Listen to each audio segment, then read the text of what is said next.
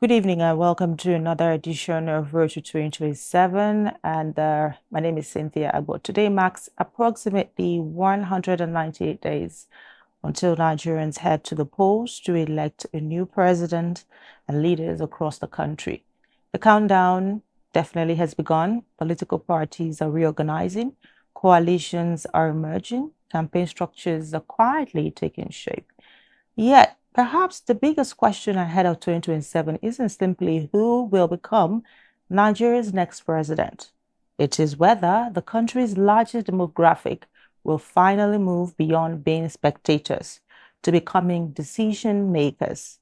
Young Nigerians make up well over 60% of the country's population. They dominate voter registration, they dominate social media conversations, they dominate campaign rallies. But when candidate lists are released, well, we don't always see that dominance. When delegates gather, their presence suddenly, in a way, disappears. Now, tonight, we're asked if young people have the numbers. Why don't they have the power? This evening, we will examine the realities behind youth participation in Nigerian politics. We will look at the opportunities, the barriers, the reforms, and whether Nigeria's political system is truly creating room for a new generation of leaders. My name is Cynthia Agbo. Welcome to Road to 2027.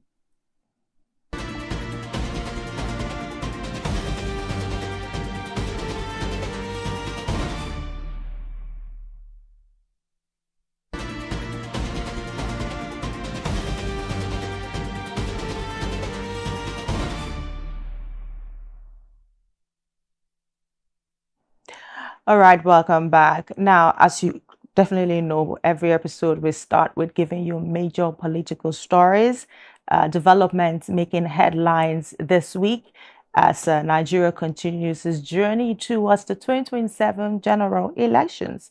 We have quite interesting stories this week, and the first is that the former vice president and presidential candidate of the African Democratic Congress, ADC, Atiku Abubakar, has appointed lawyer, actor, and politician Kenneth Okonkwo as a spokesperson for his 2027 presidential campaign. The appointment comes as the ADC intensifies preparation for the general elections and follows the party's submission of its presidential nomination particulars to the Independent National Electoral Commission, INEC. However, the development is unfolding against the backdrop of an ongoing leadership dispute within the party. Now, a faction of the ADC led by Nafiu Balagombe has rejected Atiku's emergence as the party's presidential candidate, insisting that Professor Chris Uba remains the authentic flag bearer, following what it describes as a valid primary election.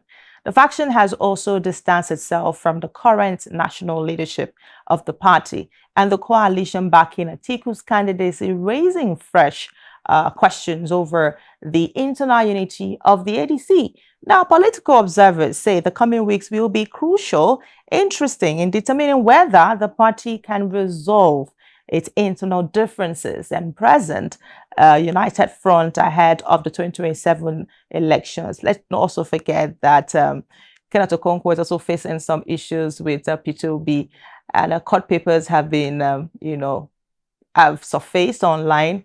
I think there was a report yesterday that talks about the fact that he has not given a particular address for the papers, the court papers, to be sent to him. And the spokesperson for P2B did say that if he does not present an address, a known address, they are going to send it to his last known location.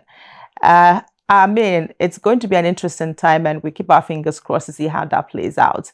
The Independent National Electoral Commission says 9 political parties have collected access codes to upload candidates' particulars ahead of the 2027 presidential and National Assembly elections. Now, INEC National Commissioner for Voter Education and Publicity, Mohammed Haruna, disclosed this in Abuja, noting that the parties include the APC, the ADC, Labour Party, SDP, PRP, and several others participating in the upcoming polls. Haruna explained that it is the responsibility of political parties to approach the commission to obtain the access credentials, adding that authorized representatives must present letters from party leadership before collection. He urged parties to comply strictly with nomination guidelines and avoid waiting until the deadline before submitting forms through the Commission's online portal. Now, INEC fixed July 11th as the deadline for presidential and National Assembly nominations nationwide. Let's now run to our third story this evening, where the Independent National Electoral Commission and the National Orientation Agency have a collaboration. They have pledged a joint nationwide campaign to tackle voter apathy, disinformation, and vote buying ahead of the 2027 general elections.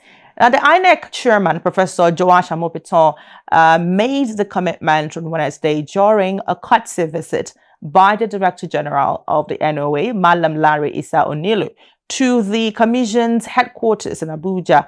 Amopiton said the Commission will introduce a one-time downloadable replacement permanent voter card to make it easier for eligible voters who lost or damaged their cards to participate in elections. He said INEC cannot deliver credible elections alone, no matter how advanced its equipment becomes. And the NOA boss sought stronger collaborations between INEC's voter education department and the NOA's civic values and democracy education structures to increase voter participation and, of course, tackle misinformation and promote confidence in Nigeria's democratic process. Let's now listen to that briefly. Watchdog is somebody who is just operating on the basis that something must go normally. But a bloodhound will say something must be wrong somewhere. Let me go and find that wrong. So when they try to fault your system, they are not able to fault your system. They will say, aha, we saw people buying votes. That is enough to disrupt this election and discredit it. So that is why vote buying is a matter of concern to us. And we need to do a lot concerning that. From this end, we are working with law enforcement agents to see how best we can curb it. And to scale it further, disinformation. Misinformation, somebody is spreading a news item that is not, he does not, he knew that, he doesn't know that it's wrong. It's the person who is generating it, operating it, who is circulating it, knows that this is wrong. I just want it to achieve a purpose, and an innocent person will help to disseminate further. So disinformation is when you know it is not true, and you are presenting it to the public that it is true. That threatens and contaminates our democracy. So therefore, let's work together with your field officials at all stratas, from the federal to state and local governments, so that with this accurate technical knowledge of INEC operations.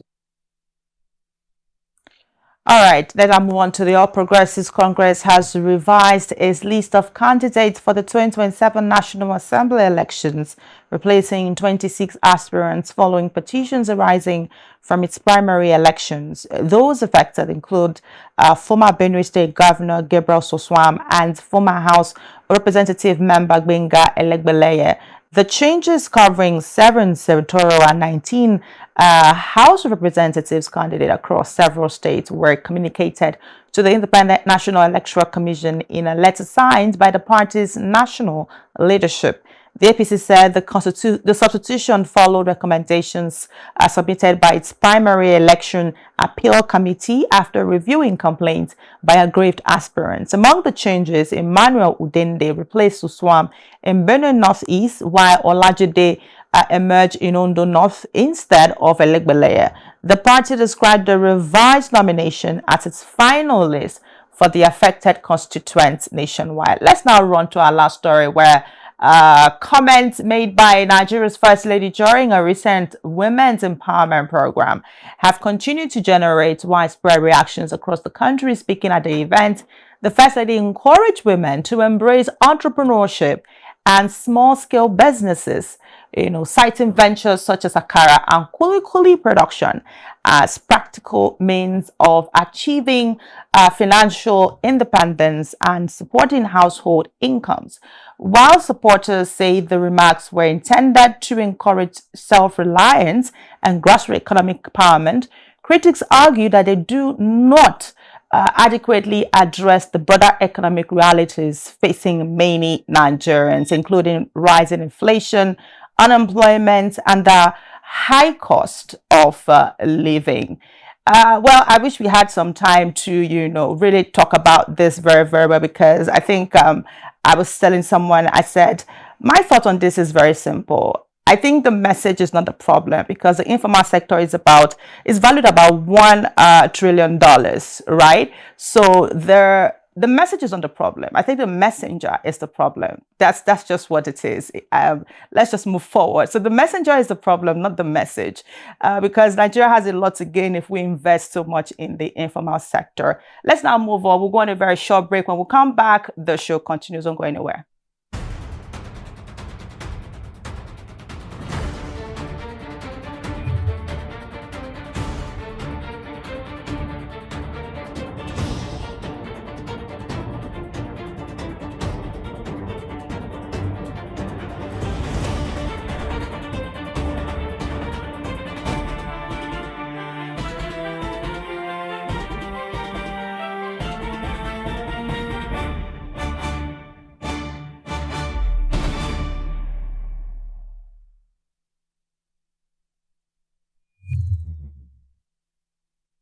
All right, welcome back. Today's conversation is centered majorly on youth participation in politics. That is what we're talking about today. And to understand today's conversation, we first need to understand the numbers, because behind every election is a generation whose future depends on its outcome. If you joined the show last week, we talked about, persons living with disabilities. And so the numbers always matter. Now, Nigeria is one of the youngest countries in the world. Over 70% of Nigerians are below the age of 35. Now, that translates to well over 150 million young people. Yet, despite being the majority, young Nigerians remain significantly underrepresented in elective offices and party leadership positions. Instead, political leadership remains concentrated among much older generations. Now, if you look at the graph, the story becomes even more striking when voter registration is considered. Now, according to INEC, more than 37 million registered voters in the last general election were between 18 and 34 years old. Young people represented the single largest voting bloc. Yet, political influence does not always follow voter numbers. Now, we still have more graphics to show you. Now, in 2018, Nigeria made history by signing the Not Too Young to Run Act into law, and the legislation reduced age requirement from several elective offices, was celebrated as a major victory for youth inclusion. Many believed it would be, dramatically, increase youth representation. Well, several years has gone and the legal barriers may have fallen, but political barriers remain. What are these political barriers, you might want to say? We're talking about money, we're talking about party structure, we're talking about delegate politics, we're talking about, political godfathers, we're talking about internal party democracy. These, all continue to shape who eventually gets the tickets. Now, let's look at their youth representation. Research from places like Yaga Africa and other election observers show that while more young Nigerians now contest elections, very few emerge as candidates of major political parties, and even fewer eventually win elections. Now, many withdraw because of campaign costs, others lose during delegate primaries. Some never ever get to secure the party tickets at all. So there are a number of barriers when it comes to youth participation in politics. Some of these barriers are the things we're going to be talking about. and high nomination fees, party structures, a whole lot, a whole lot.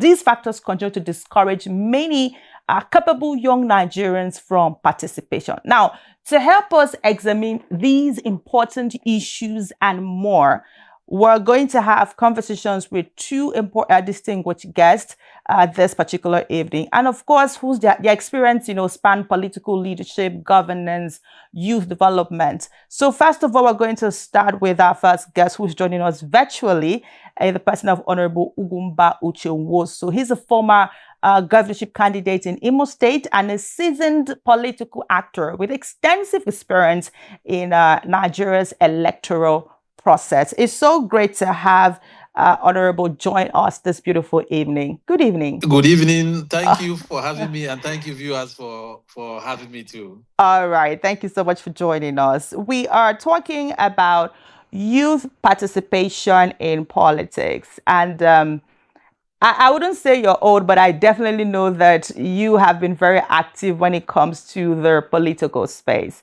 Let us first of all start by, describing what it is to be a young person in Nigeria, looking to go into politics. How would you describe it to be? Thank you. I think I should start from the leaders, our past leaders, and what it looks joining politics at that young age. And when I talk about our past leaders, I talk about Dr. Nnamdi Azikiwe, Tafawa Balewa, I talk about Awolowo, I talk about so many of them that are late now. And then you relate that to even the military era. Gowon was 30-something when he became head of state. People like Ojukwu, them, all of them were 30. I know some of them were 20-something when they were handling a big position. And you refer that to where we are now. You ask yourself, are the youths actually participating in Nigerian politics? Are they part of Nigerian democracy? And then the answer is 90% no. Because, like, do your analysis, there are so many questions that you raise, and there are so many things that you analyze, and looking at them, everything is real.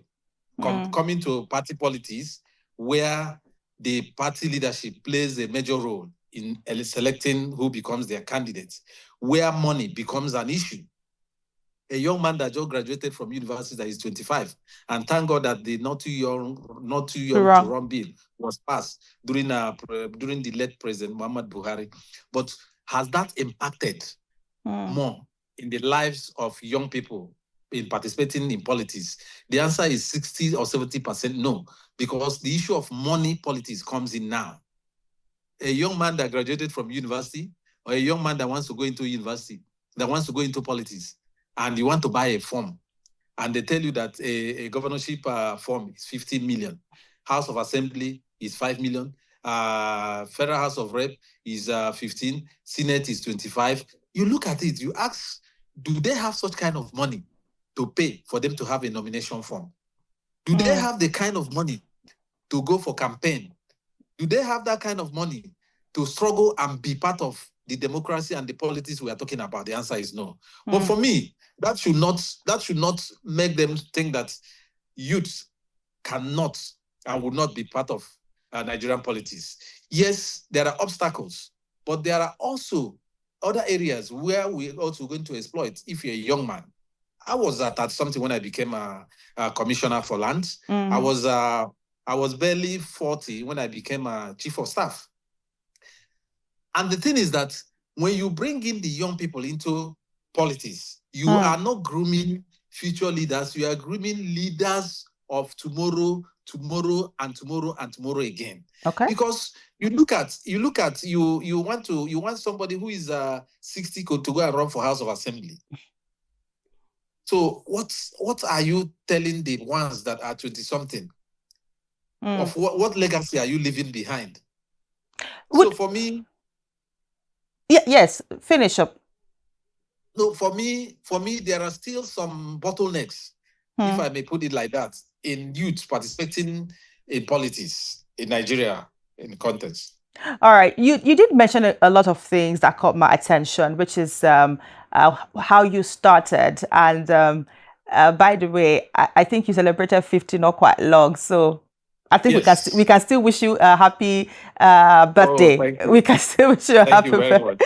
much. All right. Thank you. So looking at all of these things that you've talked about, some of these issues that you've mentioned, coupled with that I gave during my introduction, one might want to say that aside from the issues that we have when it comes to our electoral process, that the Nigerian youth is not fundamentally ready to even be a leader, whether at the council level or at the state level or at the federal level. There are persons who have the school of thought that the average Nigerian youth is not mentally ready to handle electoral positions. Where do you stand on all of this? Because they would give you reasons from what you see happening in the social space and tell you, are these the leaders that we want to have? Where do you stand on that? I totally disagree with them.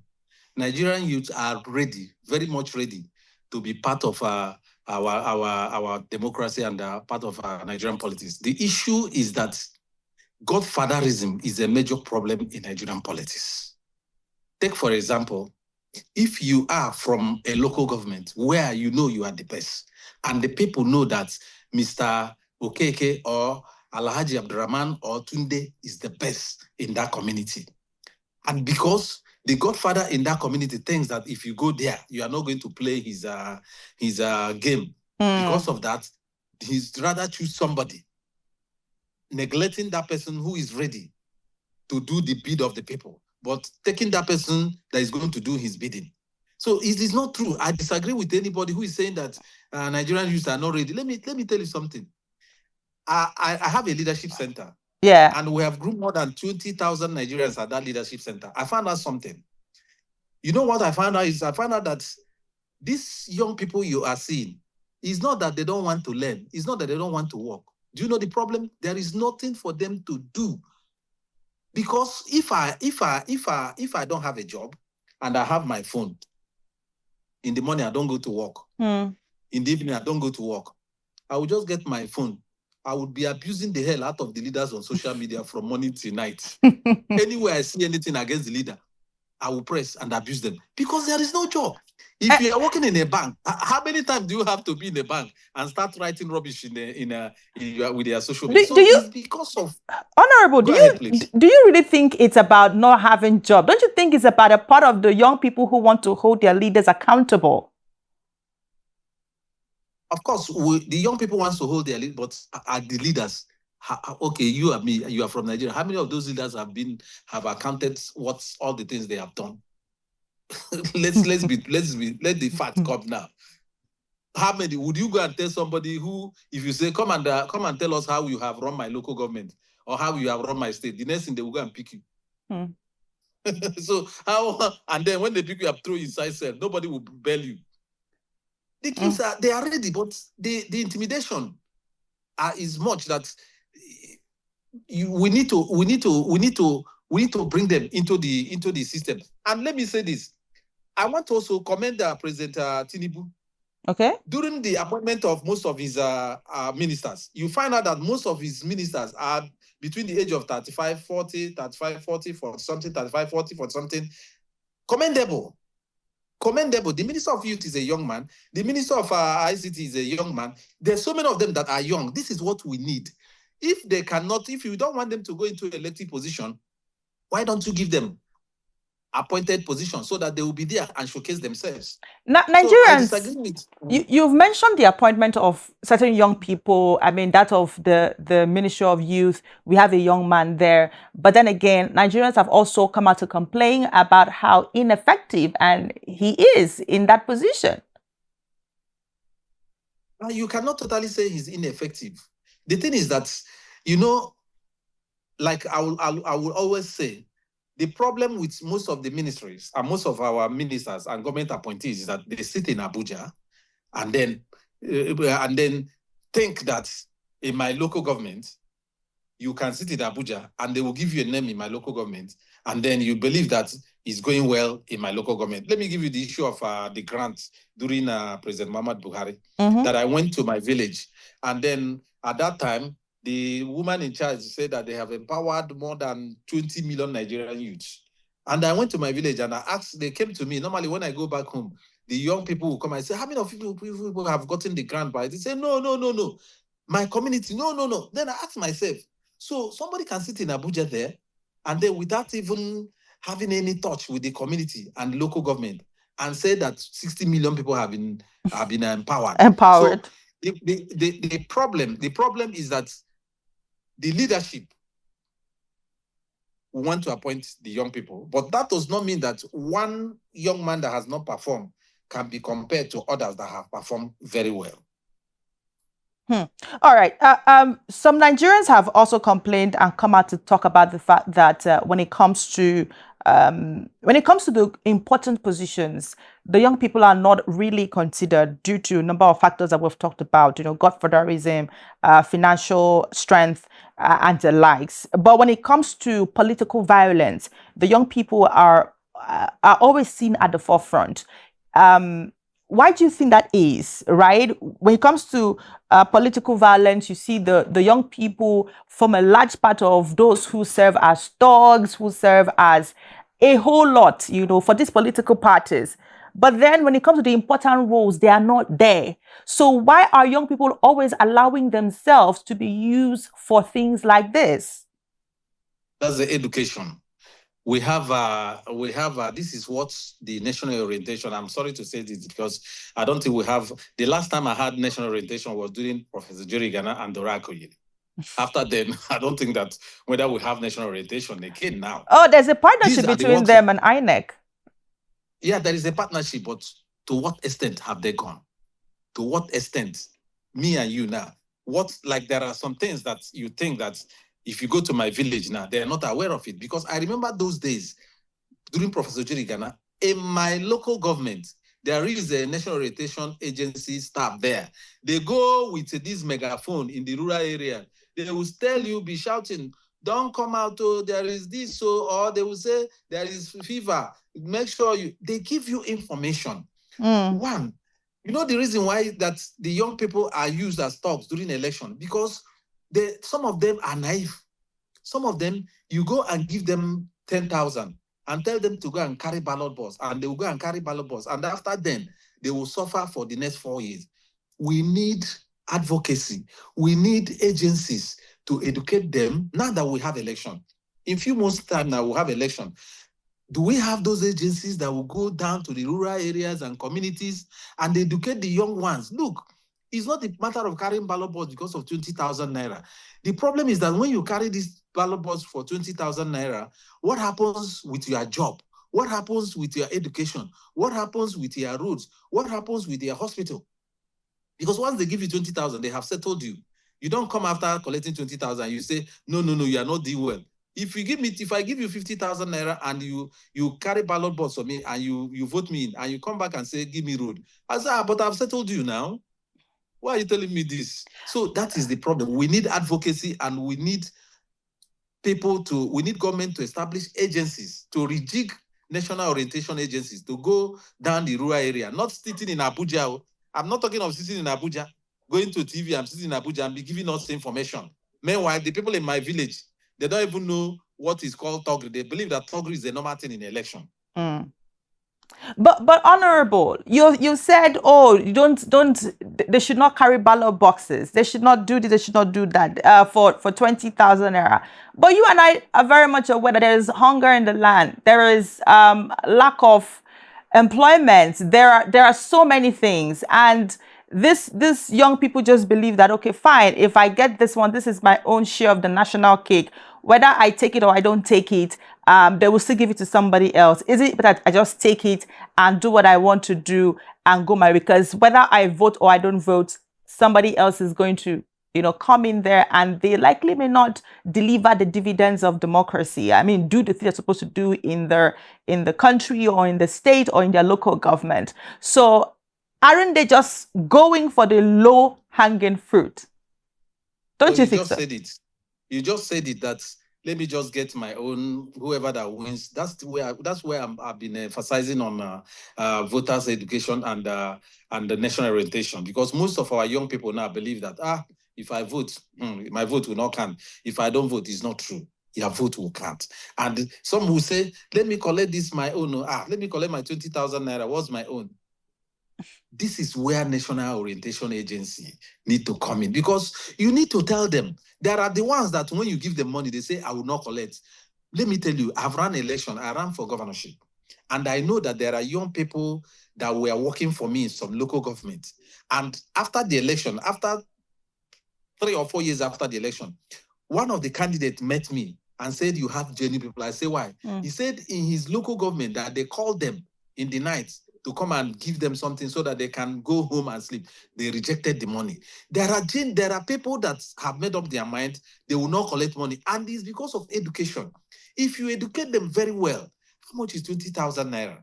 And you tell them that 20,000 naira will last for one suya or one fura or one amala with a wedu.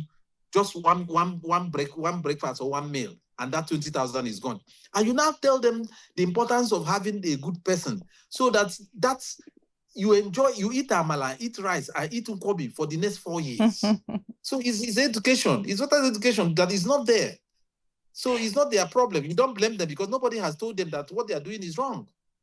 Okay, let's now let's move over to solution based. We've talked about the problems a lot. Let's move on to solution. Now, I do know that at this point, it is very dicey for us to get a young person who is like going to, contest for something and win, because I mean the primaries have been conducted in a number of places. Parties already have their candidates who are going to represent their political parties, and if you were not there from the beginning, then I don't see any magic that can happen for you as a young person. Now, some young persons did come out, in some smaller parties, in some new parties that started gaining force, like the ADC. Some young people were coming out there, but with the recent, issues happening, some don't exactly see the future, of them, winning their different elections.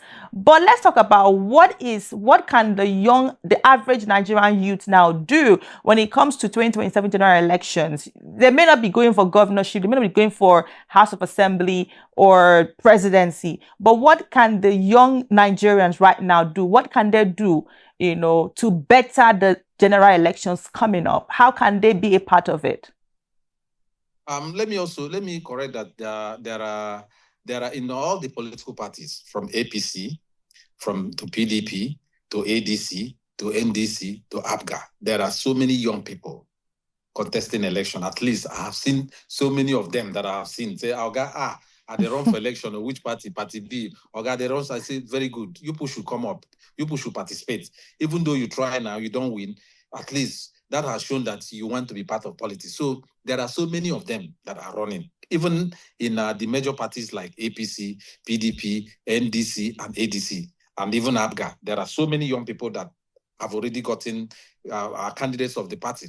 But what we should ask ourselves is that, as a young man, and you are going for campaign, how do you win? And those who are not running, what solution do you have in order not to find yourself where you were yesterday? It's very easy.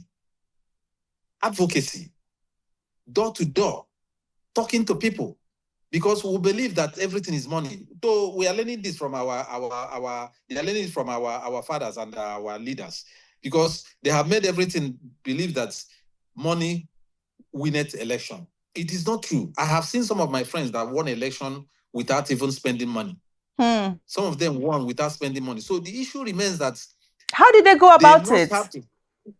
Because those people went on foot campaign. Some people don't go to campaign. Some people will just sit in their home and prepare money they will give to this girl, this give. At the end of the day, they think that money, there are people you can't buy with money. True. There are people that you cannot give. You give money, they say, I will not. I have seen some women during my election, they will give them money, they will say they will not. They give them rice, they say they are not collecting. You give them motorbike, they say they don't want. So what the young people should do is, one, you see the issue of thuggery. They should make sure they concentrate and know that this election is not about 20,000. It's about electing the person you feel that will represent you very well in the National Assembly, State Assembly, Governor, Senate, and the President. So once we do that, we have solved one problem. The second problem that we need to solve is the issue of those who are into who are running for the election. If I'm at the age of 25, I don't have money, but my name appears as a candidate of a party. Like some of them will ask me, okay, but I don't have money. Please, can you tell me how to win an election? It's very easy. You see, my one of my leader who mentioned his name said, if you're a man, you don't have money. If you're a leader, if you're a man, you are married, you don't have money, you don't have mouth, then go and hang yourself. It's either you have money. If your wife tells you, honey, I need 1 million, you give her. If you don't have money, if your wife tells you, honey, I need 1 million, you wrap her. From night, you start telling her, baby, you are too fine. In the morning, she still have that mentality, she's fine. Immediately she's waking up, you're kissing her. Before she knows what is happening, you are dead. Before what you know, you kiss her. Before you know, you have gone to work. By the time she realizes, hey, my husband didn't give me this money, you have mouth.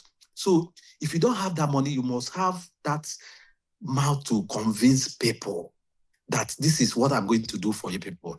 Out of 10, at least 5 or 4 will listen. But when you believe that, this election is gone, I don't have money to run, let me just be that I'm running to the election. So those are the issues, how we can handle it, and how your people can come into Nigerian politics more.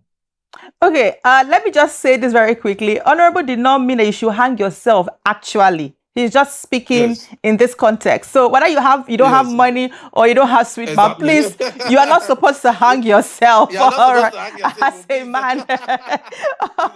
It's a joke. I mean, don't do that too. We just want to put that out there. You should have mouth or you have money so that you be able to know where you are balanced. All right. Okay. All right. So before I let you go, Honorable, I would want you to, what are your, I don't know if you've been following their political terrain. I mean, the elections updates and what's been happening. I would want to get your thoughts beyond just youth's participation in politics. I would want to get your thoughts. How do you see this 2027 playing out? Looking at all the dramas, the inter-party issues here and there, factions here and there. How do you see all of this playing out? I think we'll have a free and fair election. I believe very well because it's politics. Normally, when the issue of politics comes up, there will be rumor. People will come up with a lot of propaganda. But at the end of the day, for me, I believe that we are going to have a free and fair election. The only thing the candidates and the parties need to do is let them do their campaign. Tell the people what you want to do for them. Not the issue of propaganda, not the issue of coming out on the radio or TV, saying that you have heard that they are going to rig election in Sokoto, you have heard that they are going to rig election in Kaduna, you have heard that they are going to rig election in Lagos, you have heard that they are going to rig election in Kano. No. Go and campaign. For me, and with what is in place, I believe that we are going to have a free and fair election. And kudos to INEC, because there are a lot of court this thing everywhere, but INEC has been able to handle that matter very well, so that nobody will say he has been defranchised from participating in the election. Now that everybody, the parties are there to contest, the best thing everybody can do is to go and campaign, so that you don't accuse Party A that people want to rig election. Meanwhile, the election has not even come, talk less of rigging. So let's go to the field. Let them go to the field and campaign and tell the people what you want to do for them. That's the only way we can hit our chest and say that we did the campaign and we are ready for 2027. Okay, well, all eyes is actually on INEC to deliver, all eyes on Joash Amupiton to be able to, deliver a credible, free and fair election. Looking at all of the controversies that's been trailing Amupiton, do you think that he's the right man for the INEC job? Yes, I don't think there is any problem with Amupiton. He's the INEC chairman, and with what's of recent, with the issue of ADC and with the issue of NDC. Most people were looking at Amopita that the issue of ADC, Amopita will remove ADC will not be part of the election. The recent one, NDC, but in his wisdom, he has been able to handle this matter very well. So nobody can accuse him again and say, he wants to remove NDC from the ballot, or he wants to remove ADC from the ballot. There's a levelly playing ground now for everybody.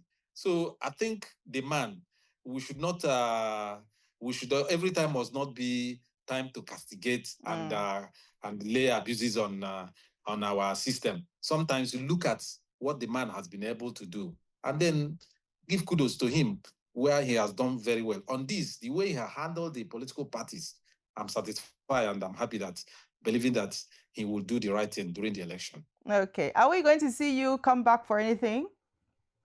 By the grace of God. Tell us. We would like to hear. I will tell you when that time comes.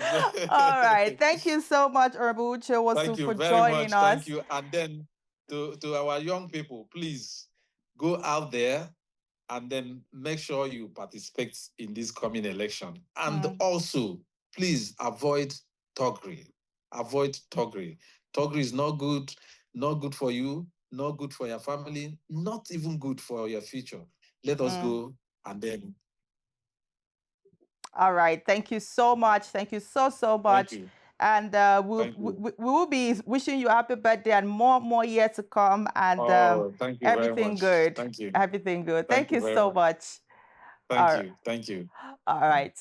Okay, so that's the conversation. An interesting one there about you participating in politics, and I must tell you that Nigerian young people in Nigeria, we have a whole lot to do. Well, even if we cannot lead, but we can definitely play a vital role in how the election goes and making sure that our vote counts, and which is very, very important. We have the power of number, and so we have to utilize that power. We're going to run very quickly to our word for today, our electoral word for today, but that will be right after this break. Don't go anywhere.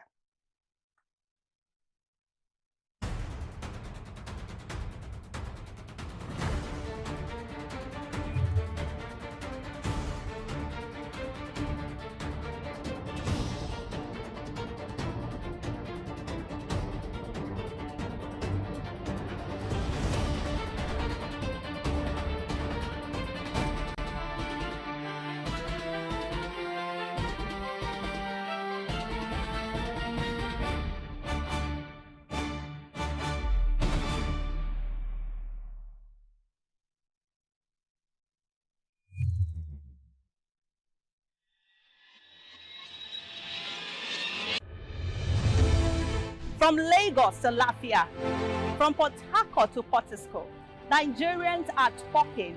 2027 is here. We track the candidate and the coalition. We follow the money and the manifesto. We test promises against reality. On security, jobs, education, power, finance, and more. This is not just a campaign platform. It's a public square. We bring you debates, deep dives, and on-the-ground reports with data, not drama. It's Road to 2027 right here on Rapid TV every Thursday at 5 p.m. The road is long. Let's walk it together.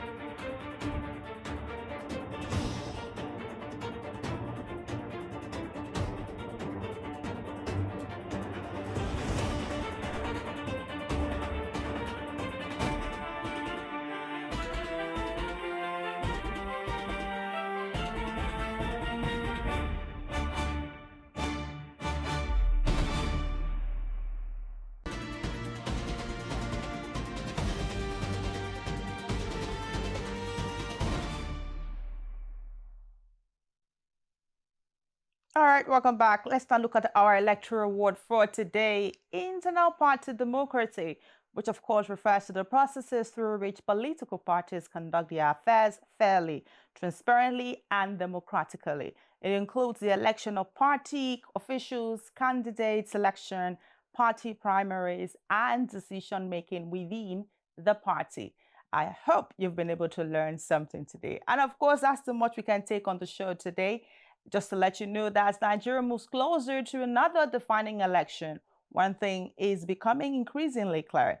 Young Nigerians are no longer asking merely to be included. They are asking to be trusted, whether political parties are prepared to create genuine opportunities, whether institutions can guarantee a level playing field, and whether voters themselves are willing to support younger candidates may determine not just the outcome of the elections, but the direction of Nigeria's democracy for years to come. Thank you so much for joining us on the show today. And thanks to our guests, thanks to you, the viewer, for watching us. And of course, is Road to 2027. My name is Cynthia Agbo. I will see you next Thursday. Have a beautiful evening.